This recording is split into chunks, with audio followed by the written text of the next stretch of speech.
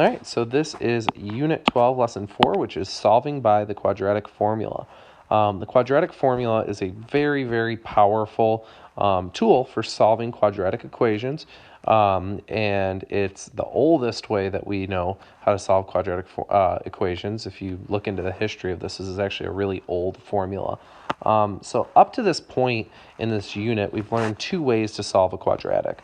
We've learned how to solve by square roots, which, if you remember, that's the kind of problem that's missing an x term. So it's got an x squared term, and it's got some other number in the problem, so like 16. There's no x. There's no x squared minus 2x or anything like that. There's no simple x term. There's a squared term, and there is a numbered term. We even got into some problems that were like x plus 4 all squared equals 25. We saw problems like that as well, where there's a squared term. That's a really big squared term, but it's still just a squared term, and a number. We don't see anything just sitting around like plus 2x that doesn't have a square upstairs. Okay, so we saw that kind of problem. And then we saw factoring problems, which we honestly kept it pretty simple. We kept it to problems that had a leading coefficient of 1, so x squared minus 5x plus 6. We'd see a problem like that equal to 0. So that was the second type of problem that we saw. We didn't really give you problems with the leading coefficient for that lesson because that's a tougher version of factoring, and we tried to keep it a little bit simple with that. So what if I can't remember how to factor something, or if it's not factorable, which we haven't really run into yet, but it definitely exists. There's lots of problems out there that aren't factorable. So how do we solve those kind of problems? There's an x, so we have like 3x squared minus 2x plus 47. With my luck, this is probably factorable, but I'm just guessing it's not, and I don't really want to deal with it and try to factor it. So there's an x term, so this isn't a square rooting problem. And with that leading coefficient and the big numbers here, I don't like the idea of trying to solve this one by factoring. So how am I going to go about doing it? That's where the quadratic formula comes in. Now, the quadratic formula is not the easiest method in the world, or I shouldn't say easiest. It's not the fastest method in the world, but the beautiful thing about it is it always works. If you want a little fun history on the quadratic formula and just a silly video, I recommend going to this link. I've shown this video a bunch of times in the past. It's just a silly video to introduce you to the quadratic formula, but I'll obviously talk about it quite a bit in this video as well. So here is the quadratic formula. Okay, this is the quadratic formula. It's x equals the opposite of b plus or minus the square root of b squared minus 4ac, all divided by 2a. And if you're wondering what are these a, b's, and c's, that comes from an equation that's written in what we call standard form, where there's a leading coefficient of a, there's a coefficient in front of the x term of b, and a constant of c. So we're going to figure out these numbers, and we're going to plug them into this formula, and it's going to spit back an answer for us.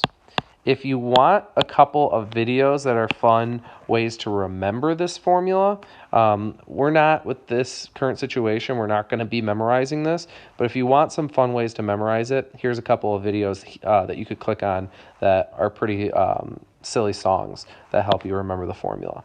Okay, so what we're going to do in every problem is we're going to try to get this format, and then we're going to identify what our A, our B, and our C are, and then we're going to plug them into this, and our answers will come out.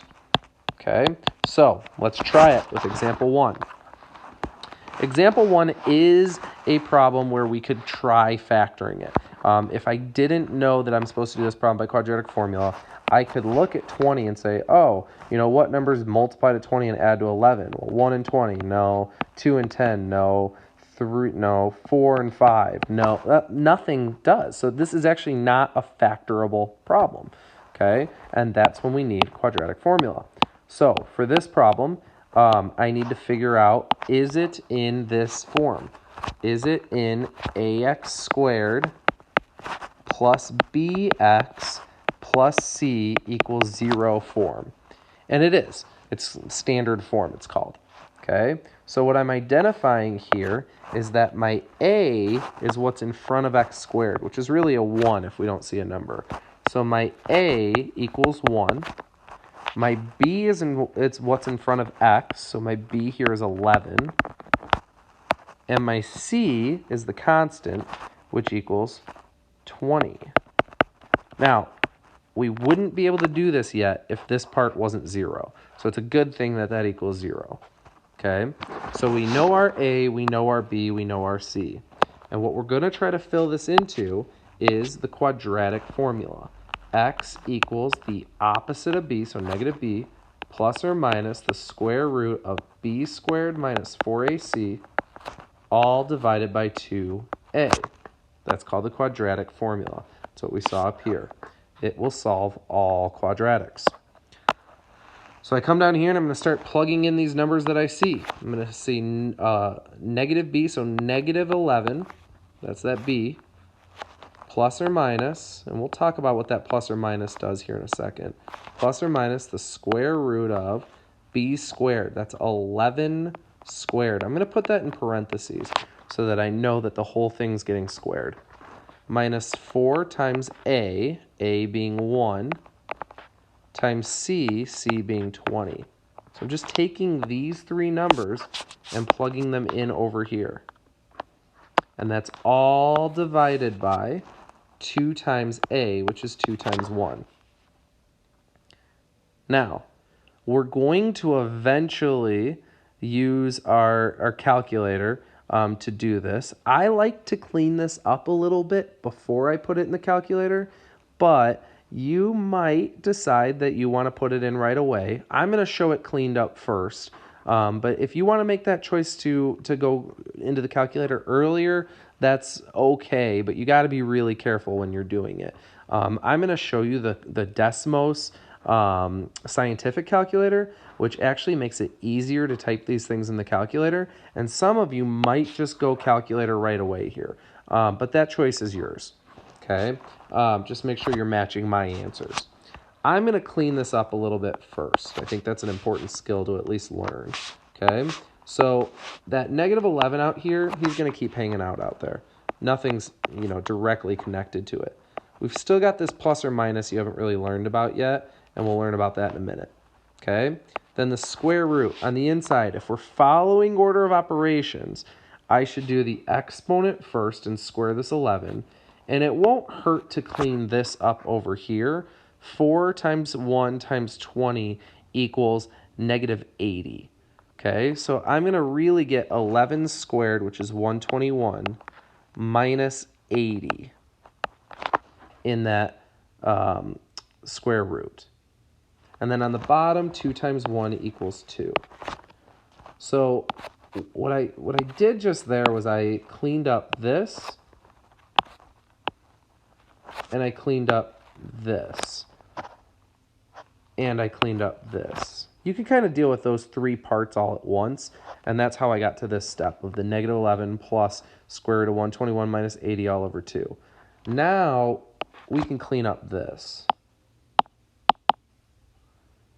And this is going to be negative 11 plus or minus the square root of, that's 41, all divided by 2. So personally, I like to clean this up manually until this point, and then I'll go to the calculator. You could go to the calculator a little bit earlier if you wanted to, though. Okay? Now, we have to understand, finally, what this plus or minus really means and what it does. This plus or minus is saying that you're going to get two answers. One is going to be if you added the root 41, and the other is if you subtracted the root 41. So this is actually going to give you two separate answers. Okay? You're going to have negative 11 plus root 41 divided by 2.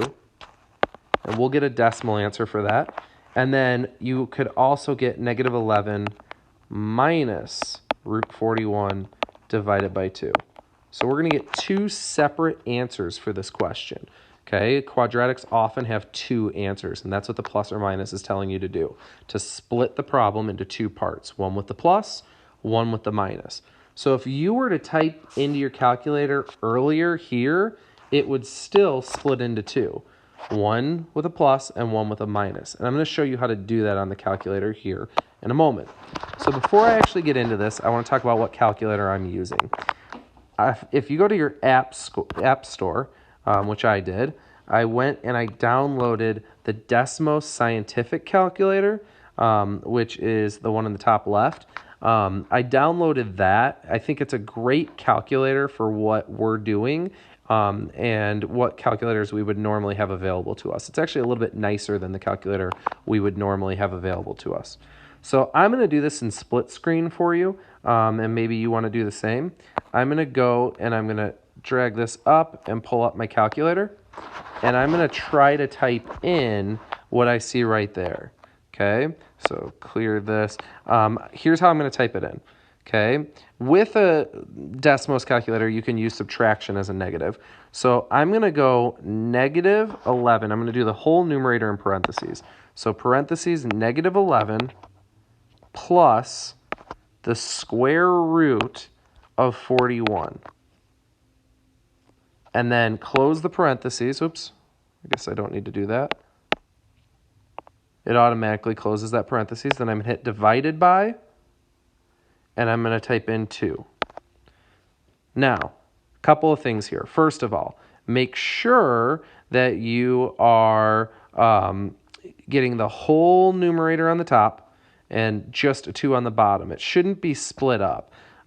If you were to type this in incorrectly and go negative 11 plus root 41 divided by 2, do you see what it does? Like, that's not what you're seeing in the calculator right now is not what you see on the screen. That's why we've got to put those parentheses around the whole top so that it knows to put that top in to the top, the whole thing on the top to the top. So negative 11 plus the square root of 41, close those parentheses, divided by 2. Okay, and you notice I'm only putting plus because I'm doing the one on the left. I'm not putting the whole plus or minus. I'm just doing the plus. And that gives us an answer of negative 2.3. Let's see if I can move this calculator out of the way a little bit. There we go. Oop, come back. 2.3. So there's my first answer, negative 2.3. I'm having a tough time. There we go. Negative 2.3 is my first answer. Okay, now I'm going to slide this calculator over here so I can do the second part of this problem. Okay, the second part of this problem was the minus. And actually on Desmos, this is actually going to be pretty easy to fix. What I'm going to do is I am going to just go type right into this guy, this calculator. I'm going to change the plus into a minus. And there's my other answer, negative 8.7. It's a little tough to manage this calculator, but I don't need it anymore because I know that answer is 8.7. So I'm going to slide that out of the way, get it out of there. Oh, so much better. Now I can see negative 8.7. And there's my two answers, negative 2.3 and negative 8.7. So my answer is x equals negative 2.3 and x equals negative 8.7. So I have two answers to this problem, negative 2.3 and negative 8.7. Okay, hopefully you're understanding that so far, and now we'll have a couple more examples to kind of sure this up. Okay, now, second example. Notice that it's not in this perfect form up here, ax squared plus bx plus c equals 0, but it is. It's still equal to 0. So it doesn't matter if the 0 is on the left, like this problem, or on the right, like this problem. It doesn't matter. As long as everything's equal to 0, we're happy. So it is. So A is the first thing we see, negative 2. B is the second thing we see, 3. And C is the constant, negative 15.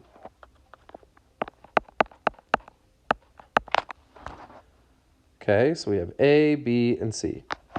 So we're going to go back to that quadratic formula. I'm going to borrow it from my last problem. Put it down here. Okay? And we're going to start plugging things in. -3 plus or minus the square root of 3 squared minus 4 times a, -2, times c, which is -15, all divided by 2 times a, which is 2 times -2. Now again, I personally like cleaning this up a little bit before I go on. So I'm going to change that to -3 plus or minus the square root of 3 squared is 9. Now I have negative, negative, and negative, which makes three negatives make a negative. So this is going to be a minus 4 and or 2 and 15 make 30, and with a 4 we get 120, so minus 120. Okay, if you're not confident with that, you might want to go to the calculator just to type in this whole 9 minus 4 times -2 times -15, and that's all over -4. Now, as I start simplifying this, something you're going to notice, and something that would end up happening if we type this into our calculator, is we're going to get something weird here. If I'm trying to square root here, I'm going to get square root of -111 over -4. We learned in the first lesson from this unit that we cannot square root a negative. So if you ever get to this situation where you're trying to square root a negative, it's going to come back as no solution. Okay, let's see what our calculator would tell us. Desmos is pretty smart. It might tell us something about imaginary numbers. I don't know. Let's see. Okay, but we're not going to get a good answer. I'll tell you that much. I know that much for sure. So -3 plus square root of -111. So I'm just doing the plus version right now. Okay, all divided by -4. And you see how it's saying undefined is the answer? That means we have no real solutions here. Okay, and that's how I'm going to word this. I have no real solutions. Okay, and then we're going to go in with a little note here so we know this for later. If the b squared minus 4ac is negative, no solutions. And that's just because you can't square root a negative. So b squared minus 4ac is underneath a radical, and if it ends up being negative, then you're trying to square root a negative, which isn't allowed. So this guy has no solutions. Our first question had 2 solutions, and then this problem had no solutions, which happens with quadratics. There are problems with no solutions. All right, moving on to example number 3. We are not ready in this problem to do our A, B's, and C's because we are not equal to 0. We've got this 32 here. So all I'm going to do is I'm going to subtract the 32. And what that's going to give me is 6x squared plus x minus 12 equals 0. And now we're in the form we want. ax squared plus bx plus c equals 0. Okay, and I know that my a is 6. If I don't have a number in front, it's 1. So this is a plus 1x, meaning my b is 1. And my c is -12. So I've got that a, b, and c that I want. And now I can come over here. I'm going to steal that quadratic formula again. Put that down here, and let's go to work on this problem. Okay, I'm confident this one's probably going to have an answer, but we'll see. B is 1, so -1 plus or minus the square root of b squared, that's 1 squared, minus 4 times 6 times -12, all divided by 2a, which is going to be 2 times 6. And then we start cleaning this up. negative 1 plus or minus the square root of 1 squared, which is 1. Now I have minus 4, positive 6, minus 12. That becomes a positive because two negatives make a positive. So plus, and then maybe I need to go to my calculator for this one. Maybe you do too. So let's not be heroes. Let's go to our calculator. 4 times 6 times 12, which is equal to 288. Okay, so plus 288, and all divided by 12. That gives us a final, simplified answer of negative 1 plus or minus 289 over 12. This is actually, in a lot of places, a lot of people will consider this a final answer. It's simplified. It's as close to exact as we're going to get for right now. So a lot of people will accept this. But if we want to go to the calculator and get decimals, which we typically do in this class, we are going to come down here and split it off. One of the answers is going to be negative 1 plus the square root of 289 divided by 12.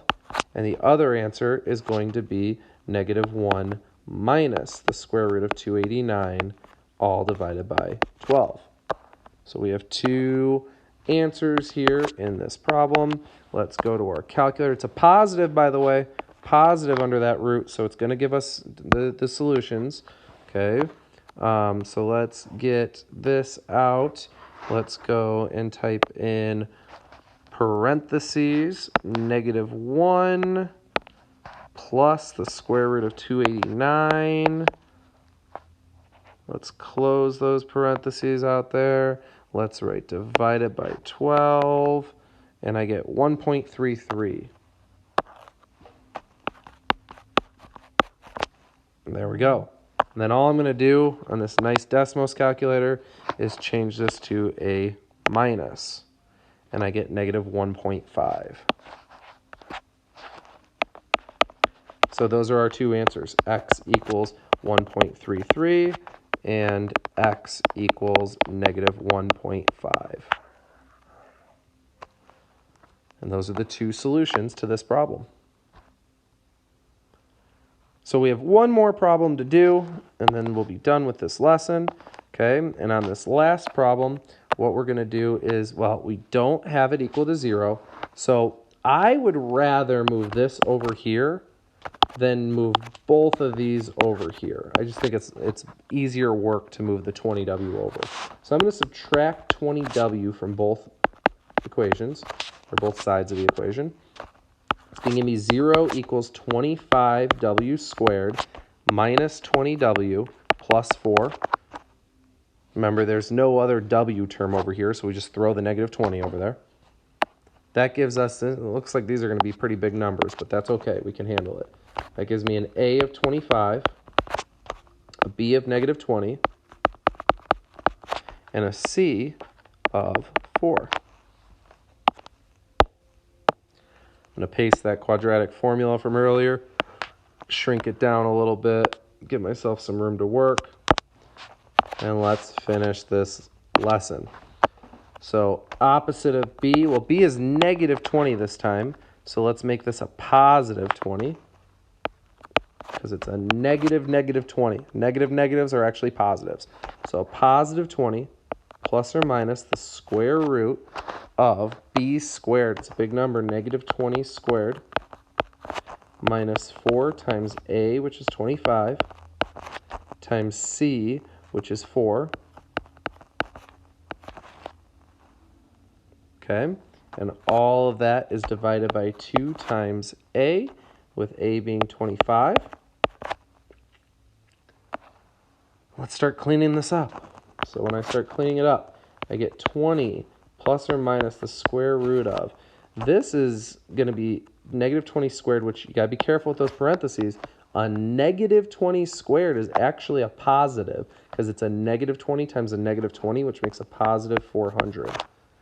And now this over here, it's one negative, so it's going to be minus. 425 and 4 make 400. So this problem's interesting. 400 minus 400 in there. And then on the bottom, we have 50. Now, some of you might be thinking, oh, we get 0 under that square root. This problem must be no solutions. That's not true. You can find the square root of 0. Let's go to this calculator we've been using. Let's go and try the square root of 0. Square root of 0 is 0. That's a number. It didn't say undefined. It says 0. Okay, so this is not a no solution problem. You're actually going to see in a minute. It's a special kind of problem. So we're going to get 20 plus or minus 0 divided by 50. Now, if I add 0 or I subtract 0, it's not really going to change anything. 20 plus 0 over 50, 20 minus 0 over 50, they both equal 20 over 50. So I don't really need to do that whole splitting up. Okay? Instead, I'm just going to say that this is 20 over 50, which, if I need to, I can go to my calculator, but I know this answer off the top of my head. That answer is 0.4. And I'll throw in the x equals, and we'll be able to call it a day. Remember, the quadratic formula is x equals all of this. So at the end of every one of these answers, you notice I have an x equals.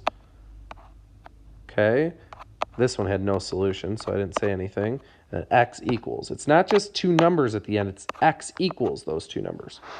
Okay, so let's recap. We had one really basic problem here at the beginning where we did the quadratic formula, we plugged everything in, we got two nice solutions. Then we had a problem where we did everything perfectly and we got a negative underneath the radical, and when we typed it into our calculator it said undefined, which means there were no solutions. Then we did this problem where we had it not equal to 0 at the beginning, and we had to do a little bit of work to get it equal to 0. And then once we did, we identified our A, B, and our C, and we plugged them into the formula, and eventually we got back two solutions, 1.33 and x equals negative 1.5. Then we had this last problem where we needed to get it equal to 0. We did that, and then once we did it, we had our A, our B, our C. We plugged them all in, and we got this really weird result where we had a 0 inside of the radical, and that meant that the answer was 0, or the result of that part of the formula was 0. And when you add and subtract 0, it doesn't really do anything, so we ended up getting one solution for that problem. Okay? And that was it. That was everything you need to know about quadratic formula. This is the formula you use. Okay? That is it.